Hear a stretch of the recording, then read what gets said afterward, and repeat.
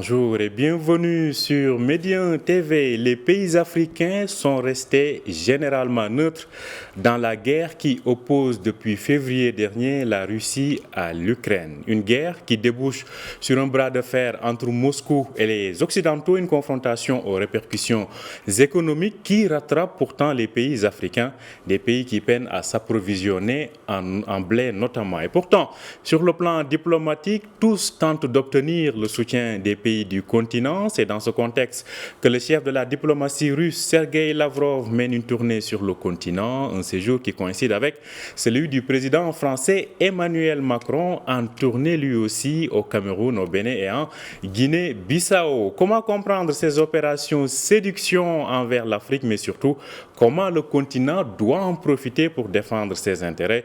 Nous en parlons avec notre invité. Il s'agit de Mar Bassine Ndiaye. Il est le rédacteur en chef du site Le 360 Afrique, en direct avec nous depuis Casablanca. Bonjour à vous, Mar Bassine Ndiaye.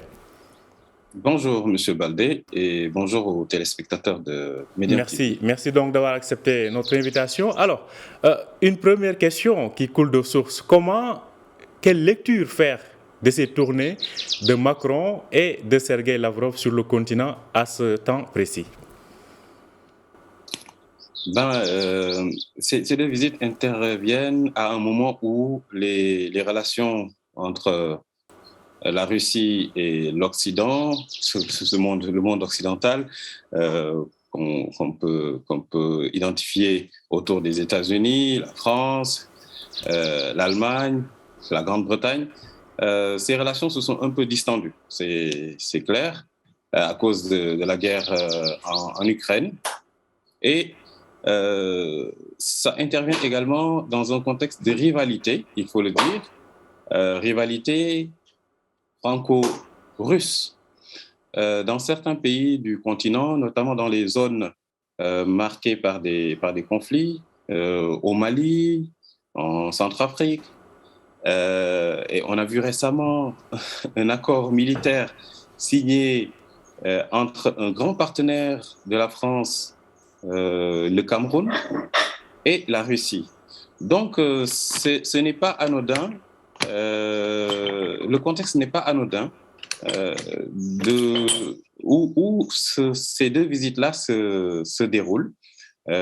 Évidemment, ce ne sont pas les mêmes pays qui sont concernés par les deux visites. Donc, c'est vrai, il y a une rivalité, c'est vrai, mais je pense que les deux puissances ne veulent pas trop aller vers une confrontation diplomatique directe, pas une confrontation au-delà de la diplomatie, mais cela montre très bien que le continent intéresse grandement les puissances occidentales et les puissances et la puissance russe, qui reprend du poil de la bête, parce que quand même, depuis la chute du mur de Berlin, avec la dislocation de l'Empire soviétique, il faut dire que la Russie n'a jamais eu autant de velléité de reprise de sa superpuissance que maintenant. Donc, je pense que c'est un rappel intéressant. D'ailleurs, à ce propos, la Russie a accueilli en 2018 un sommet Afrique-Russie. Donc, aujourd'hui, la Russie, en tout cas avant le début du Covid et cette guerre en Ukraine, faisait de l'Afrique une de ses principales priorités d'expansion. Alors, est-ce que les deux puissances jouent sur le même tableau? Ce que j'entends par là, est-ce tous sont intéressés d'abord par l'influence politique ou économique ou plutôt sécuritaire? Quelles sont les priorités des uns et des autres? Tous les intéressent. Il faut pas prendre l'un sans l'autre. Donc, tous les axes les intéressent. Sur le plan militaire d'abord, on voit que, par exemple, c'est à cause de la Russie que la France a été invitée à partir du Mali. C'est vrai, les Français ont pris eux-mêmes la décision, mais en réalité, on les a poussés à partir parce que le nouveau pouvoir au Mali, sous le président Assimi Goïta, avait projeté, quelques mois, d'ailleurs, nous l'avions annoncé dans le 360, quelques mois avant l'arrivée des troupes russes, le projet était déjà sur la table du président Assimi Goïta, avant même qu'il ne soit chef de l'État, c'est-à-dire avant le deuxième coup d'État qui a fait de lui le chef de l'État légitime du pays. Donc, il y a une rivalité sur le plan sécuritaire. La Centrafrique, on l'a vu également, c'est l'intervention de la France qui avait permis un tout petit peu de calmer les rebelles sans pour autant arrêter définitivement le conflit ou bien en tout cas neutraliser de manière assez importante les rebelles. Et c'est quand les troupes de Wagner, donc des troupes paramilitaires russes, sont venues en Centrafrique qu'il y a eu moins de morts, y compris du côté des casques bleus. On l'a vu, nous, on a reporté à plusieurs reprises le décès de casques bleus marocains, de casques bleus sénégalais, etc. Mais c'est quand les troupes russes sont arrivées qu'il y a eu moins de morts. Bon, au Mali, pour le moment, c'est pas encore calme. Mais tout le monde pense que l'arrivée des troupes russes aussi permettra de faire ce que les troupes françaises n'avaient pas réussi à faire. Et le dernier point sur le plan sécuritaire, c'est au niveau du Cameroun où on a cet accord de paix. Mais avec les intérêts économiques, il faut le reconnaître. La Russie, la Chine, toutes les puissances ont les mêmes visées économiques. L'Afrique est une zone riche en matières premières. Par conséquent, les puissances économiques, pour maintenir justement leur statut de superpuissance, ont besoin d'exploiter ces matières premières et d'y avoir accès, de les sécuriser. Et c'est ce qui se fait aussi du côté français, aussi bien du côté français que du côté russe. Alors, assez rapidement, Marc Bassine, le développement est intéressant, mais on va essayer d'avancer un peu comme on le voyait justement sur ces images. La guerre en Ukraine a imposé aujourd'hui certaines restrictions qui font que les pays africains ont du mal même à importer certaines denrées de première nécessité. Alors, justement, cette guerre en Ukraine, l'Afrique souffre de cette guerre. Mais comment transformer aujourd'hui ces difficultés en opportunités, vu l'intérêt manifesté par tous? Comment l'Afrique peut défendre ses intérêts dans ce contexte-là? Alors, en opportunité, bon, déjà l'Afrique doit apprendre, à mon avis, de cette guerre. La leçon la plus importante est la même leçon qu'on aurait dû tirer du Covid. Les nations, les grandes puissances n'ont que des intérêts. Ils n'ont pas d'amis.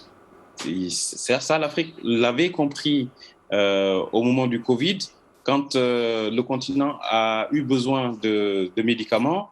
Il a fallu supplier, il a fallu faire des demandes au-delà du raisonnable pour avoir accès aux médicaments.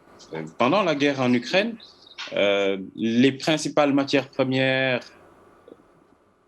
notamment l'huile, notamment les céréales, sont produites, les matières premières alimentaires sont produites dans cette zone. En tout cas, la production de cette zone influence grandement les cours dans le monde. Et ce sont ces leçons-là qu'il faut tirer. Et apprendre que tant qu'il y aura des incertitudes au niveau de la production africaine, production de médicaments, production alimentaire, l'Afrique ne pourra jamais, jamais, jamais avoir la sécurité qui doit être la sienne.